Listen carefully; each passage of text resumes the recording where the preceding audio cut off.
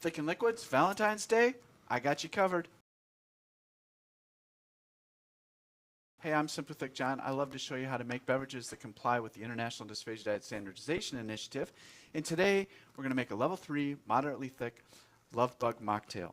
So I already have 4 ounces of a white cranberry juice mixed with strawberry, poured out in this cup. And this is where I'm going to decarbonate a little bit, because when I add this lemon lime soda, it has a lot of carbonation.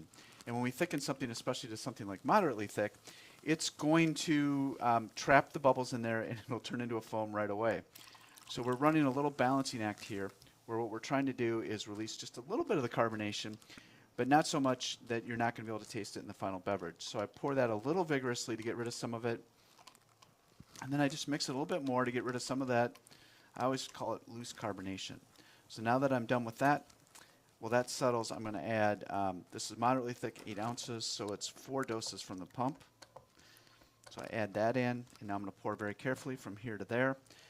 Because it's carbonated, you have to look at this as a beverage that you're going to make and serve, and people have to drink right away.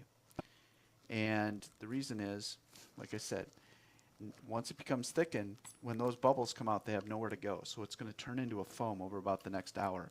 That's not anything wrong. That's not a problem with it. That's just a feature of the system where you have something thickened and a carbonated bubble comes out. It's going to kind of turn foamy, and we see that as it goes on. So the whole idea is to just release a little bit of the carbonation, have some in here so you get that little tickle in your mouth, and you can enjoy the Love Bug Mocktail.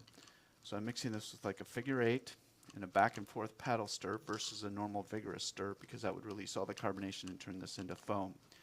So this is just a quick little simple beverage where, you know, I can see that this is done, and you got this great tasting, lovely Valentine's drink. It's called the Love Bug Mocktail.